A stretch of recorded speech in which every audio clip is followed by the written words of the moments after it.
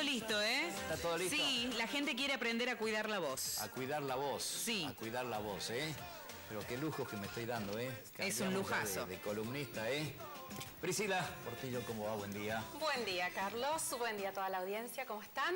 ¿Puedo decir lo mismo sin que me acusen de acoso? A ver. Qué bonita que está. Ay, muchas gracias. Puede lucir tranquilamente.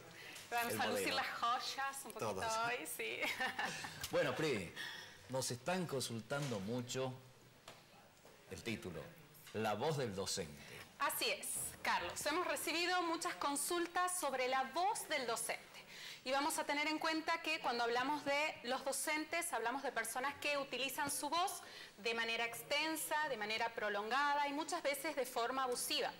Entonces, es necesario saber que desde la Organización Mundial de la Salud y desde la Organización Internacional del Trabajo, se está trabajando sobre la vigilancia médica en la salud en general de los docentes, teniendo en cuenta que cuando hablamos de los docentes, hablamos de una alta prevalencia de trastornos de la voz, ¿sí? Los docentes son un grupo que sufre mucho de disfonías, ¿sí? Por el uso de su voz tan prolongado. Por el mal uso. Por el mal uso en realidad y la no formación técnica de su voz, porque los docentes en general son personas que no han recibido durante su formación una formación sistemática relacionada a la técnica vocal. Entonces desarrollan disfonías, siendo esto uno de los trastornos más prevalentes dentro de lo que hace a los desórdenes y las patologías laborales, ¿sí? Vamos a tener en cuenta que los docentes con más alta prevalencia de disfonías son los docentes de educación física, ajá, y los docentes de jardín de infantes, ¿sí? En general, cuando hablamos de docentes de educación física, hablamos de personas que trabajan en espacios abiertos, ¿sí?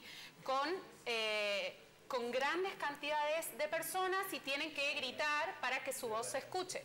Y los docentes de jardín de infantes, que trabajan con niños muy pequeñitos, tienen que elevar mucho su voz, cantan muchas canciones, cuentan cuentos, hacen voces y todo esto provoca en muchos casos fatigas que pueden desencadenar en disturbios vocales. Además, vamos a tener en cuenta que dentro de lo que hace a la prevalencia de los trastornos de la voz en el docente, siempre las mujeres son las más afectadas por estos trastornos en relación a los hombres.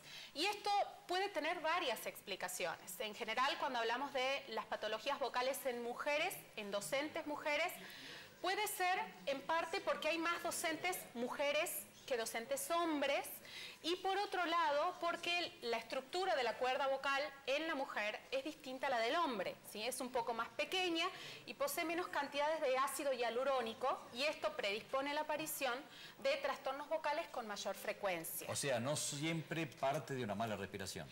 No siempre parte de un abuso, podríamos decir, o de una mala técnica para respirar, pero tenemos sí o sí una persona que está trabajando durante muchas horas con su voz y eso genera inevitablemente una sobrecarga vocal.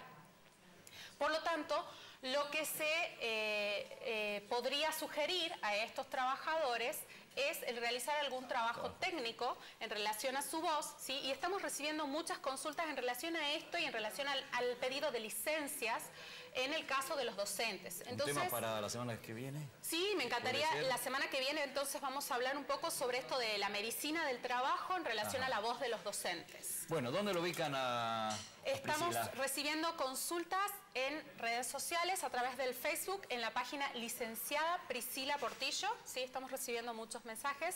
Así que bueno, la semana que viene continuamos con esta temática que es muy extensa y muy interesante. Muy bien, muchas gracias, Pri. Muchas gracias. Muchas gracias. Gracias. Hasta luego.